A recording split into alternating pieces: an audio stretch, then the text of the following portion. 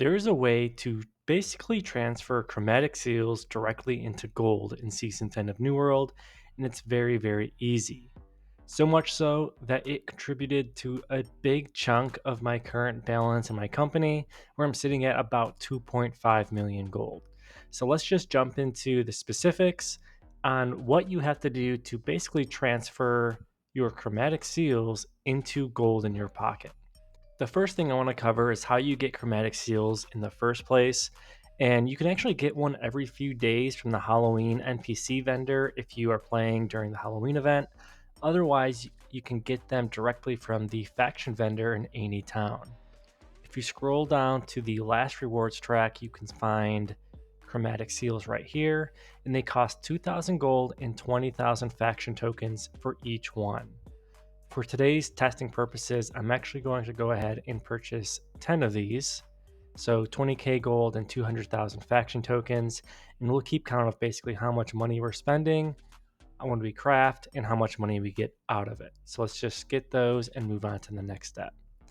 The next step is going to the trading post and figuring out which perk charm is the most expensive. Eventually, what we're going to do is use that chromatic seal to craft a certain perk charm, but we can choose which perk charm we're actually going to craft. So, with that being said, we want to make sure we're getting the most money out of these crafts.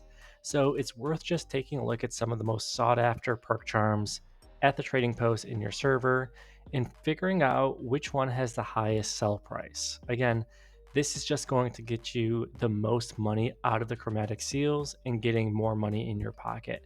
So it's definitely worth doing this exercise before you craft these every single time because the prices of these do tend to fluctuate quite a bit as well. We also want to submit some buy orders when it comes to the ingredients you need to use your chromatic seals. So I'm going to be doing some enchanted ward perks, so I'm going to need a handful of Runic Voidstone. I highly recommend you do buy orders because it will save you a lot of gold in the long run, but they're currently going for about 228 gold on my server today. The other ingredient that you likely will need is another crafting component. Now, most people will just buy golden apples, but you can actually use a different resource instead of those. You can use these sorrow thorns instead, and they're basically dirt cheap. So, again, no need to use your gold apples if you don't have to. So, I recommend using this as the other ingredient. When we actually jump over to the armoring station, well, the outfitting station, I'll show you where you can actually do this conversion. So technically you can do this activity here as long as you have 100 armoring. Don't mind these pop-ups. I'm already selling gems through this method and making gold, and it's going really well, honestly.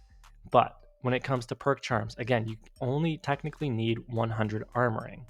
However, if you have 205 armoring, then you can actually cut the resource amount in half. You can see that right there. It's important to note too that different trade skills can also allow you to craft these perk charms, like engineering or arcana as well. So it's worth just checking out the different tables to see what you can and cannot do. So again, in today's example, we had 10 chromatic seals. So I'm going to go ahead and craft 10 of these.